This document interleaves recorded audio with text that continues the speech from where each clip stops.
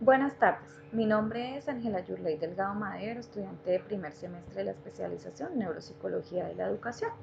Hoy voy a explicar un poco acerca de los constructos teóricos asociados al proceso cognitivo del lenguaje, desde el desarrollo de modelos neurobiológicos de las afasias con el, con el propósito de entender los aspectos estructurales y funcionales del lenguaje y su correspondencia patológica. Iniciaré hablando de cómo se produce el lenguaje. Pues bien, el lenguaje se produce de manera gradual entre los 2 y los 3 años de vida. Aunque en el primer año se elaboren algunas palabras y se tenga cierto nivel de comprensión verbal, se estima que entre los 2 y los 3 años se adquiere cerca del 50% del lenguaje que poseerá durante la adultez. Es necesario comprender que el lenguaje y el habla son dos cosas diferentes. El lenguaje es un sistema simbólico para representar y comunicar ideas, mientras que el habla es una forma de comunicación audible. Hablando desde el ámbito de la neurociencia cognitiva y la neuropsicología, podemos definir el lenguaje como un sistema simbólico utilizado para comunicar significados concretos o abstractos, con independencia de la modalidad sensorial utilizada o del medio concreto de expresión.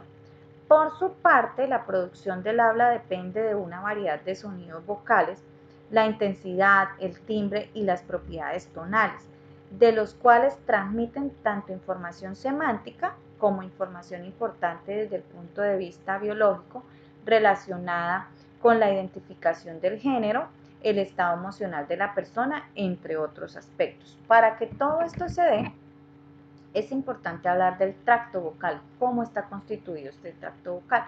Pues bien, tenemos la cavidad vocal, la cavidad nasal, la faringe y la laringe. La cavidad vocal pues está conformada por los dientes, por el paladar blando, el paladar duro, la amígdala, la úvula, la lengua y los labios. Esto permite que el ser humano pueda producir aproximadamente unos 200 sonidos o fonos diferentes, los cuales derivan en percepciones auditivas denominadas fonemas. Los fonemas es la articulación mínima de un sonido vocálico y uno consonántico. Estos se combinan para formar los morfemas. Los morfemas constituyen como un fragmento mínimo capaz de expresar significado. Algunos morfemas son palabras completas, otros tienen que combinarse para generar esas palabras.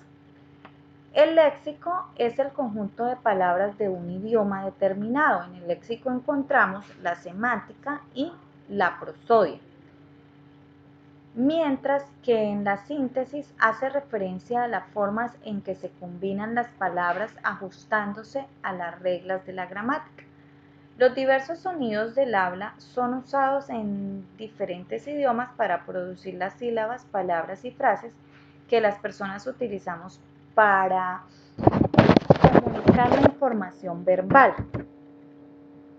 Las bases neurobiológicas nos muestran cuáles áreas están implicadas en el proceso del lenguaje. Entonces, estas áreas son el córtex auditivo, área de Broca, córtex motor, área de Wernicke, giro angular y córtex visual, y los ganglios basales.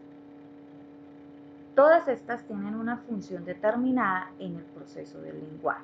Por esto son llamadas las áreas involucradas en el proceso del lenguaje. Los ganglios basales son una composición subcortical que está compuesta por tres núcleos: el caducado, el patumen y el globo pálido. La unión entre el caducado y el patumen forman el estriado, los cuales están implicados directamente en el control de los movimientos. Clásicamente hay tres regiones en el córtex asociativo que están implicadas en la cavidad lingüística. El área de Broca, por su parte, está implicada en el lenguaje articulatorio. Para explicarlo, según estudios recientes, han descubierto que una afectación limitada en esta área produce una fase de Broca transitoria y con problemas articulatorios leves. Se necesitan lesiones fuertes poco más extensas en esta área que involucren ciertas estructuras como la corteza motora inferior, el lóbulo parietal inferior, la ínsula y el estriado, para que exista una lesión persistente o permanente. El área de Wernicke está implicada en la comprensión del lenguaje. Es el procesamiento fonológico que está implicado el lóbulo parietal inferior y el área supramarginal. En el área de Broca y en el área de Wernicke están unidas mediante fibras de fascículo arqueado. Una lesión en este fascículo provoca un déficit en la repetición del lenguaje oral. El giro angular o pliego curvo está implicado en la lectura y constituye una zona de unión temporoparieto-occipital. Estas estructuras implicadas directamente en todo el proceso del lenguaje tienen conexión con otras estructuras subcorticales. Conociendo esto, es necesario profundizar algunos detalles sobre el concepto de lateralización y especialización hemisférica. Como podemos observar, el cerebro está compuesto por dos hemisferios unidos por fibras o comisuras. Tenemos el hemisferio derecho y el hemisferio izquierdo. Existen diferencias anatómicas entre ambos hemisferios. Al existir estas diferencias anatómicas, existen diferencias en sus funciones. Tenemos el hemisferio derecho, que hace relación a toda la parte de intuición, sentimientos, emociones. El hemisferio izquierdo, por su parte, a la lógica, a la simbología, al lenguaje, a la escritura. Sin embargo, y siendo conscientes, podemos nosotros tener una preferencia por un lado del cuerpo. Ejemplo, podemos tener la inclinación por una de las piernas, por uno de los oídos, por uno de los ojos. Sin embargo, la preferencia manual es la que ha sido más estudiada. Diversos estudios de neuroimagen han señalado que la preferencia manual se relaciona con una manera clara con la lateralidad del lenguaje. En un porcentaje muy elevado de personas con preferencia manual derecha, aproximadamente el 95%, el lenguaje se lateraliza también en el hemisferio izquierdo. Mientras que en un porcentaje menor de las personas con una preferencia manual izquierda, aproximadamente el 60%, el lenguaje se lateraliza también en el hemisferio izquierdo.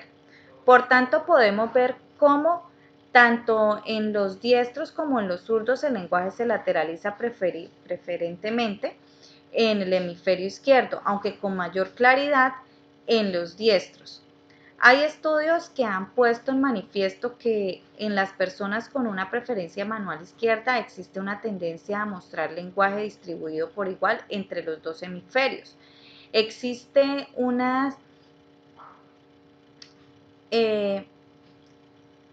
algo que en muy pocas ocasiones pues se da en personas con preferencia manual derecha. Antes de nosotros interpretar estos datos, pues debemos ser un poco cautelosos o cuidadosos al momento de hacerlo, ya que estas diferencias interhemisféricas son cuantitativas y no absolutas. Por ejemplo, hemos dicho que el hemisferio izquierdo resulta de cardinal importancia para el lenguaje, a pesar que el hemisferio derecho también posee capacidades lingüísticas y no todos los individuos tienen el lenguaje lateralizado por igual. La producción y la comprensión del lenguaje son capacidades cognitivas altamente especificadas que se han constituido como uno de los factores fundamentales en la evolución de la cultura humana. En el siglo XIX, diferentes médicos documentaron correlaciones clínicas patológicas en pacientes que habían sufrido algún tipo de lesión cerebral.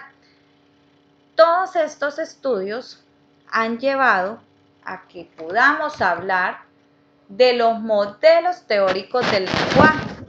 Durante los últimos años se han propuesto distintos modelos para explicar el fenómeno de la adquisición del lenguaje, oscilando desde una explicación basada exclusivamente en causas biológicas hasta aquella que enfatiza únicamente de tipo ambiental. A lo largo de este continuo biología-ambiente se han desarrollado otras teorías menos extremas y que se caracterizan por el peso relativo otorgado a cada factor. Estas teorías son las teorías cognitivas, la teoría del determinismo, el conductismo y el innatismo. Al hablar de las teorías cognitivas, tenemos los aportes de Piaget, Vygotsky, Luria y Brumer, cada uno de ellos defendiendo su teoría desde su percepción o desde su punto de vista. Piaget defiende que el lenguaje hablado tiene dos fases diferentes, el egocentrismo y el lenguaje social. También habla de 4 etapas cognitivas: la etapa sensoriomotora, la etapa preoperacional, la etapa de las operaciones concretas y la etapa de las operaciones formales. Por su parte, Vygotsky define o determina el lenguaje como una herramienta para poder comunicarnos y nos comunicamos para hacer intercambios sociales. Él habla de 3 etapas de la teoría cognitiva: etapa del habla social, etapa egocéntrica y habla de la etapa del habla interna. Por su parte, Brumer quiere consolidar la teoría de Piaget con la de Vygotsky. Parte de la base de que Piaget afirma que el lenguaje modifica el desarrollo del pensamiento, afirmando que también es necesario que existan ciertas bases cognitivas. Por su parte, Luria estudió la capacidad cognitiva, avanza a base de los postulados de Piaget, defiende que el lenguaje es el regulador del pensamiento. Gracias al lenguaje podemos coordinar, establecer y facilitar otras formas de comportamiento. El determinismo, planteado por Worf, considera el lenguaje como una herramienta que determina nuestro pensamiento. Hizo un estudio entre distintas personas con diferentes lenguas en el cual vio que sus diferencias de comportamiento estaban marcadas por su lenguaje. Por su parte, Skinner, hablando de la teoría del conductismo, dice que se basa en que esto es innato, da igual, todas nuestras capacidades son gracias a nuestras conductas. El lenguaje, por tanto, es una conducta más. Chomsky, el innatismo, afirma en su teoría que todos los seres humanos tenemos unas capacidades innatas que nos permiten desarrollar el lenguaje. Nos explica que hay unos componentes lingüísticos universales, ya que todos los niños de cualquier cultura van a tener genes del lenguaje. La mayoría de ellos coinciden en la existencia de unos niveles o unos subprocesos principales. Es así como damos lugar a los modelos de producción oral. En los últimos años se han propuesto varios modelos que intentan explicar todos esos hallazgos experimentales. Tenemos el modelo de Wernicke en primer lugar, modelo modular, modelo interactivos y modelo en cascadas. Hablando sobre el modelo de Wernicke, este modelo partía de la actualización teórica, empírica y clínica llevada a cabo por Wechit sobre los trabajos y estudios de Wernicke. Por esta razón, este modelo tiene el nombre de estos dos autores. El lenguaje resulta de la interacción de 7 estructuras principales del hemisferio izquierdo, tal como lo estamos observando en la imagen: la corteza visual primaria, el giro angular, la corteza auditiva primaria, el área de Wernicke, la corteza motora primaria, el área de Broca y el fascículo arqueado. El funcionamiento secuencial de estas estructuras nos permiten producir y comprender el lenguaje tanto de manera oral como de manera escrita. Por su parte, el modelo modular de Levet se define que hay diferentes etapas del procesamiento, las cuales actúan en serie como si fueran módulos independientes, de manera que cada subproceso no se inicia hasta que el anterior haya finalizado. Así, la selección fonológica no comienza hasta que hubiera terminado la léxica, que no empezaría hasta que finalizara la semántica. Según el modelo de Levet, la selección de las palabras habladas parte de la base de que la producción del lenguaje atraviesa una serie de estadios ordenados y que la activación va pasando de unos a otros sin retroalimentación hacia atrás. Un aspecto importante de este modelo es que el hablante se oye a sí mismo mientras que habla y pone en marcha un proceso de supervisión o automortización de su propia respuesta sonora con el fin de detectar cualquier error y corregirlo sobre la marcha. Por su parte, el modelo interactivo de Dell nos habla de los procesos que actúan en paralelo, lo que significa que pueden estar funcionando varios de ellos a la vez. Este modelo de los dos pasos y de la doble transferencia de información entre los tres niveles de procesamiento: el semántico, el léxico y el fonológico.